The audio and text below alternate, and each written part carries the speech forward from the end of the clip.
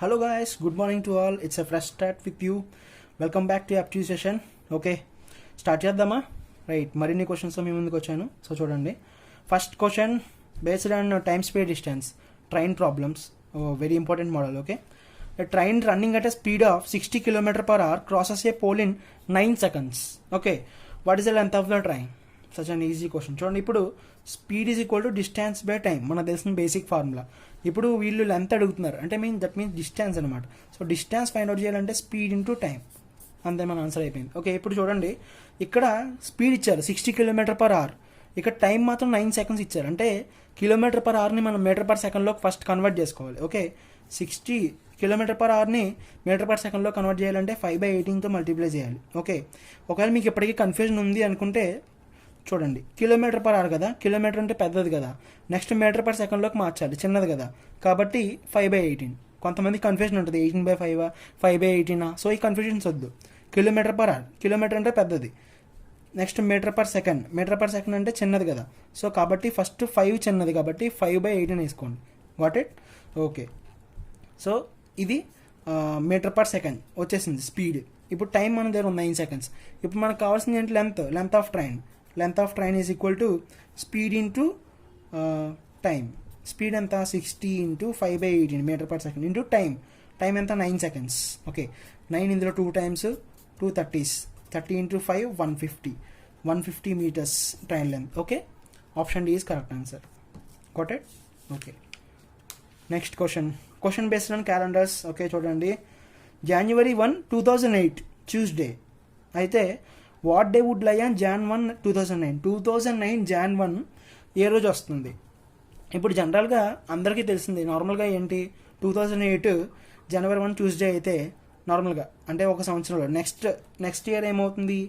ఈ డే తర్వాత డే అవుతుంది, అంతే కదా. అంటే ఫర్ ఎగ్జాంపుల్ నేను చెప్తున్నాను, ఇప్పుడు 2000లో January 1 ఫర్ ఎగ్జాంపుల్ మండే ఉందనుకుందాం. ఓకే, ఫర్ ఎగ్జాంపుల్ చెప్తున్నాను, 2001 ఓకే 2001 Jan 1 ఏమవుతుంది? ట్యూస్డే అవుతుంది, అంటే 1 day చేంజ్ అవుతుంది. ఓకే, బట్ ఇక్కడ చూడండి, 2008 అనేది లీప్ ఇయర్. ఓకే, అంటే ఇది నార్మల్ లీప్ ఇయర్స్ అప్పుడు ఏమవుతుందంటే ఇంకొక డే ఎక్స్ట్రా వస్తుంది. సో ట్యూస్డే తర్వాత యాక్చువల్లీ 2009లో వెన్స్డే అవ్వాలి, బట్ లీప్ ఇయర్లో 1 day ఎక్స్ట్రా యాడ్ అవుతుంది కాబట్టి Wednesday plus 1 day Thursday. So Thursday is our answer. Got it? Okay, right. Next question చూడండి, క్వశ్చన్ నెంబర్ 3. ఓకే, ఇది కూడా టైమ్ స్పీడ్ డిస్టెన్స్ మీద ఫార్ములా, అదే ప్రాబ్లం. ఓకే, 100-meter రేస్ ఉంది. Aman takes 36 seconds to complete the race. Bijay takes 45 seconds. By what distance Aman beats Bijay in the race? Okay, Aman 36 secondsలో race complete చేశారు, Bijay 45 seconds తీసుకున్నారు.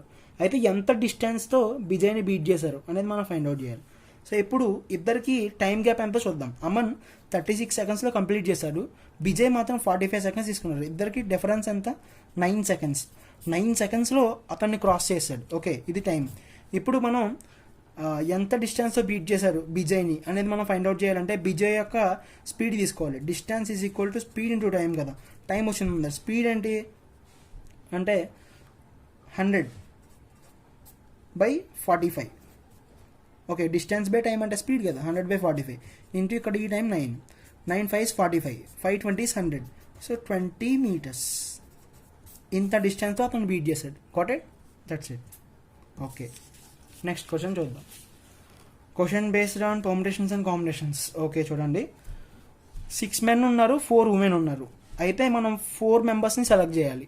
Okay, in how many ways? ఎన్ని వేస్లో మనం select చేయొచ్చు and ఇక్కడ condition ఇచ్చారు, at least 1 man, at least ఒకరైనా men ఉండాలి, 1 man ఉండాలి. ఓకే, అంటే అట్లీస్ట్ మీన్స్ నేను ఇంతకు ముందే చెప్పాను, అంటే కనీసం ఒకరైనా అంటే దాని అర్థం ఒకరు ఉండొచ్చు, ఇద్దరు ఉండొచ్చు, ముగ్గురు ఉండొచ్చు, నలుగురు ఉండొచ్చు. ఓకే, ఇప్పుడు మనం నలుగురిని మనం సెలెక్ట్ చేయాలి. 6 men 4 women ఉన్నారు. ఓకే, అట్లీస్ట్ 1 అంటే మినిమం 1, మ్యాక్సిమం ఎంతైనా ఉండొచ్చు. ఓకే, ఇప్పుడు 6 men కదా, వీళ్ళలోంచి ఒకరిని సెలెక్ట్ చేయాలి. అంటే ఉమెన్ ఎంతమంది? 4 women, ఒకరు అయిపోయారు అంటే ఇంకా ముగ్గురు. ఓకే, ఇది ఒక combination. Next 6C2 into women ఎంతమంది? 4 women నుంచి ఇద్దరిని సెలెక్ట్ చేయాలి. నెక్స్ట్ 6C3 అంటే 4 women నుంచి ఒకరిని సెలెక్ట్ చేయాలి. ఆర్ ఎల్స్ 6C4 నలుగురిని మెన్నే సెలెక్ట్ చేయొచ్చు. Okay, these are the possible combinations ఇవన్నీ మనం యాడ్ చేయాలి. సింప్లిఫై చేసి యాడ్ చేస్తే యుల్ గెట్ 209.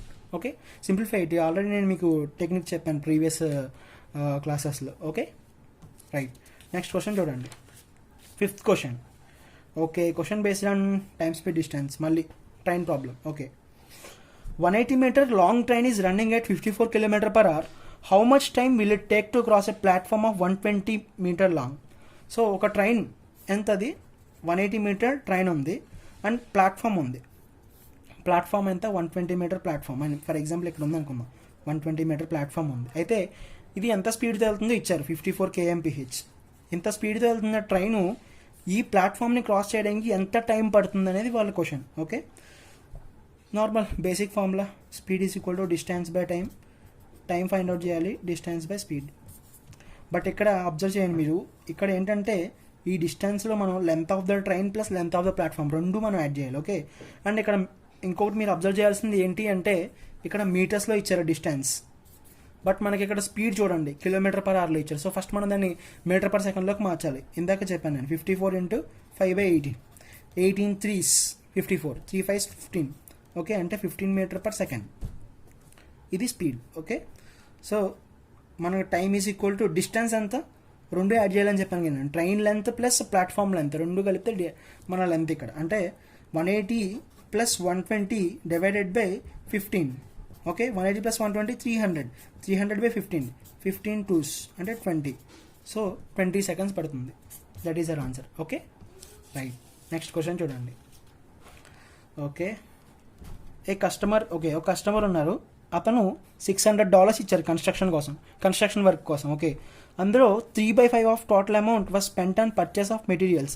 3/5 దేనికోసం ఖర్చు చేశారు, మెటీరియల్స్ కోసం. Okay, and 1/5 of the remaining, 3/5 అయిపోయింది, మిగిలింది ఉంటుంది కదా, మిగిలిన దానిలో మళ్ళీ 1/5 ట్రావెలింగ్ మీద ఖర్చు చేశారు. అయితే ఇంకా ఎంత అమౌంట్ ఉందో మనం ఫైండ్ అవుట్ చేయాలి. ఓకే, సో ఫస్ట్ కండిషన్ చూద్దాం, 3/5 ఆఫ్ టోటల్ ఎంత 600. ఓకే, అంటే 5 1s 5, 10 5 2s అంటే 120, 3 12s 36 అంటే $360. ఓకే, $360 దేనికోసం వెచ్చించారు, 3/5 of total amount was spent on purchase of materials. అయిపోయింది, పక్కన పెట్టండి. ఇప్పుడు మొత్తం 600 కదా, 600లో 360 తీసేయండి, ఇంకెంత వస్తుంది, 4 240. ఓకే, $240 మిగిలింది. ఈ మిగిలిన $240లో నెక్స్ట్ 1/5 ట్రావెలింగ్, 1/5 ఆఫ్ 240 అంటే 5 4s 20, 5 8s అంటే 48. సో $48 రైట్ ట్రావెలింగ్ మీద స్పెండ్ చేశారు. మిగిలింది ఎంతో మనం ఫైండ్ అవుట్ చేయాలి. ఇప్పుడు మొత్తం ఎంత, 600 కదా. ఓకే, 240 ఒకదాని మీద, సారీ ఓకే 360 దేని మీద, మెటీరియల్స్ మీద చేశారు, 48 ట్రావెలింగ్ మీద. 360 48 ఎంత, 408. So 408 expenses. మొత్తం డాలర్స్ ఎంత, $600. $600 నుంచి 408 తీసేయండి, $192. So $192 is remaining. అర్థమైంది అనుకుంటున్నాను. ఓకే, క్వశ్చన్ 7th క్వశ్చన్ చూడండి. Question based on LCM. 147/64, 30/44 రెండింటికి LCM చేయాలి. ఇప్పుడు నార్మల్గా 2 numbers ఫర్ ఎగ్జాంపుల్ 20 24 ఎలా ఇచ్చి LCM చేయమంటే అండ్ 64 సంథింగ్ 80 ఇచ్చి LCM చేయమంటే అందరూ చేస్తారు. బట్ ఇలాంటి ఫ్రాక్షన్స్కి LCM ఎలా చేయాలి, రైట్ చూడండి ఎలా చేయాలి అంటే పైన రెండు ఉన్నాయి కదా, న్యూమరేటర్స్ రెండింటికి LCM తీసుకోవాలి. ఓకే, డినామినేటర్స్ రెండింటికి HCF తీసుకోవాలి. ఓకే, తీసుకుంటే మీకు LCM వచ్చేస్తుంది. ఓకే, ఫస్ట్ నేను ఏం చెప్పాను, న్యూమరేటర్స్ రెండింటికి LCM. సో LCM అంటే 147కి 30కి. సో 3తో మనం దీన్ని డివైడ్ చేద్దాం. 3తో చేస్తే 3 4s 12, 3 9s 27. ఓకే, 30 అంటే 3 × 10. సో 49 మనం ఇంకా ఫర్దర్గా స్ప్లిట్ చేయలేము. ఓకే, సో ఇప్పుడు ఈ రెండింటిలో కామన్గా ఉంది 3, అదొకటి తీసుకోవాలి. 3 × 49 × 10, 3 × 49 147 × 10. So 1470 is LCM. ఓకే, ఇది న్యూమరేటర్ది. డినామినేటర్స్కి HCF తీసుకోవాలని చెప్పాను నేను, అంటే 64 44. 64ని మనం ఏం రాయొచ్చు, 4 × 4 × 4, 4 4 16, 16 4 64, 44 అంటే 4 11s. HCF మీన్స్ రెండు నెంబర్లోని మనం ప్రైమ్ ఫ్యాక్టర్స్ రాసినప్పుడు కామన్గా ఉన్న నెంబరే HCF. ఓకే, కామన్గా ఏముంది 4. 4 ఈజ్ హెచ్సిఎఫ్. ఓకే, సో న్యూమరేటర్లో ఎంత వచ్చింది? 1470 వచ్చింది. సో 1470 డివైడెడ్ బై కింద ఎంత వచ్చింది? హెచ్సిఎఫ్ 4 వచ్చింది. టూ టేబుల్లో మనం డివైడ్ చేయొచ్చు కదా. 1470. ఇప్పుడు 1400లో సగం 700, 70లో సగం 35, 735 బై 4లో సగం 2, 735/2. Option A is correct answer. Got it? Okay, next question చూడండి. 8th question is based on averages. యావరేజ్లో ఎలా ఇచ్చినా మనం చేయొచ్చు. Is an easy question. చూడండి, యావరేజెస్ 7 numbers ఈజ్ 60. ఓకే, అంటే మనం సమ్ కనుక్కోవాలి. అంటే సమ్ ఆఫ్ 7 numbers అంటే ఏం చేయొచ్చు? యాక్చువల్లీ బై 7 వేస్తాం. ఈక్వల్ టు 60 × 7 అంటే 420. Some of 7 numbers. నెక్స్ట్ చూడండి, ఫస్ట్ 3 numbers 50 ఇచ్చారు.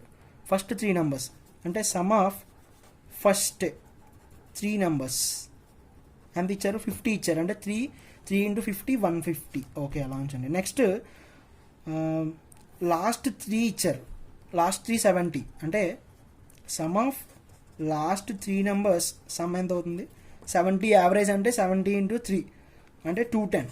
ఓకే, మనం ఇప్పుడు what must be the remaining number. ఇవి మొదటి 3 నెంబర్ల యొక్క సమ్ము, ఇవి లాస్ట్ 3 నెంబర్ల యొక్క సమ్ము. అంటే మొత్తం 336 numbers అయిపోయినాయి. ఇంకో నెంబర్ మనకు తెలియదు. అంటే ఎంటైర్ సమ్ మైనస్ ఈ రెండింటి యొక్క సమ్ చేయాలి. అర్థమైందా? అలా చేస్తే మనకు అప్పుడు ఆన్సర్ వస్తుంది. సో 420, 150, 210 ఎంత? 0, 6, 3. 420 - 360, 60. Option C is correct answer. Got it? అంతే, సింపుల్. నెక్స్ట్ చూడండి. ఓకే, మళ్ళీ క్వశ్చన్ టైమ్ స్పీడ్ డిస్టెన్స్. చూడండి, trains. 2 trains for Palwal leave Kanpur at 10 AM and 10:30 AM. 2 trains ఉన్నాయి. ఒక ట్రైన్ 10 AM స్టార్ట్ అయింది, ఇంకొక ట్రైన్ 10:30 AM స్టార్ట్ అయింది. అయితే travel at the speeds, train యొక్క స్పీడ్స్ ఇచ్చారు. 60 kmph, 75 kmph. అయితే ఎన్ని కిలోమీటర్స్ తర్వాత అవి రెండు మీట్ అవుతాయి. ఓకే, అంటే ఇప్పుడు ఆ డిస్టెన్స్ ఎంతో మనకు తెలియదు కాబట్టి అది ఎక్స్ అనుకుందాం మనం. ఓకే, ఎక్స్ అనుకుందాం. స్పీడ్ ఎంత ఇచ్చారు? 60 km/h, 75 km. So x/60. Okay, distance by speed. ఇది టైం. ఓకే, ఇది ఫస్ట్ ట్రైన్కి పట్టిన టైం. నెక్స్ట్ x/75 km/h అంటే డిస్టెన్స్ బై స్పీడ్, సెకండ్ ట్రైన్కి పట్టిన టైం. ఈ రెండు టైంల యొక్క ఎంత డిఫరెన్స్ చూడండి. ఫస్ట్ ట్రైన్ 10 స్టార్ట్ అయింది, సెకండ్ ట్రైన్ 10:30 స్టార్ట్ అయింది. అంటే అరగంట. So ½ an hour. అవర్లోకి మార్చాను నేను, ఎందుకంటే ఇక్కడ km/h కాబట్టి ½ an hour. రెండింటి యొక్క difference ½ an hour. Okay, solve చేయండి, అప్పుడు మీకు ఎక్స్ వస్తుంది. రైట్, చేద్దాం. 60కి 75కి ఎల్సిఎం ఎంత చేయండి. 5 టేబుల్లో 5 12s 65, 5 15s. Next 3 4s 3 5s. Okay, 5 3 4 5 4 అన్నీ మల్టిప్లై చేస్తే ఎల్సిఎం వస్తుంది. ఎల్సిఎం ఎంత? 5 3s 15, 15 4 60, 65 300 ఎల్సిఎం. Okay, LCM 300. 60 ఉంది. 60 ఉందంటే 3 4s 12, 12 5 60 అంటే 5 ఉంటుంది పైన. 5x మైనస్ 75 ఉందంటే 4x ఈక్వల్ టు 1/2. ఓకే, అంటే ఇది x ఈక్వల్ టు 300/2 అంటే 150 kilometres is the answer. Okay, got it? Okay, next question చూడండి. Working 5 hours a day, A can complete work in 8 days. Okay, A daily 5 గంటలు పనిచేశారు, వర్క్ని 8 days complete చేశారు. Next B అనే person daily 6 hours work చేసి అదే same వర్క్ని 10 days పట్టింది కంప్లీట్ చేయడానికి.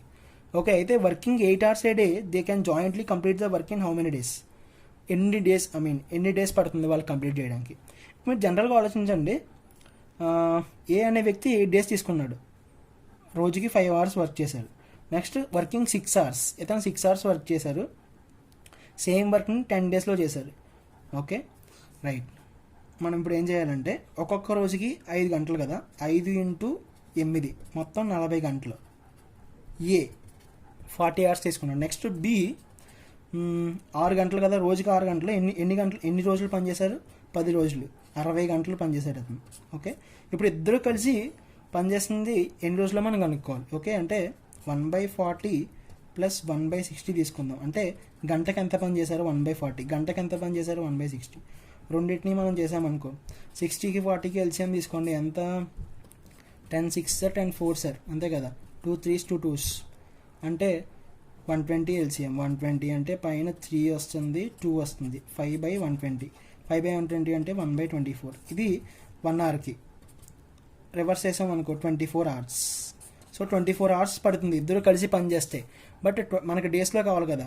రోజుకి ఇక్కడ ఇచ్చారు 8 అవర్స్ ఏ డే, ఇద్దరు కలిసి 8 అవర్స్ పని చేశారు. 24 అవర్స్ అంటే 24/8 అంటే 8 is 24 అంటే డైలీ 8 అవర్స్ అంటే 3 డేస్ పట్టింది వీళ్ళకి. అర్థమైందా? సో 3 డేస్ పట్టింది వీళ్ళకి. That's it. Got it. Thank you for watching. Bye bye.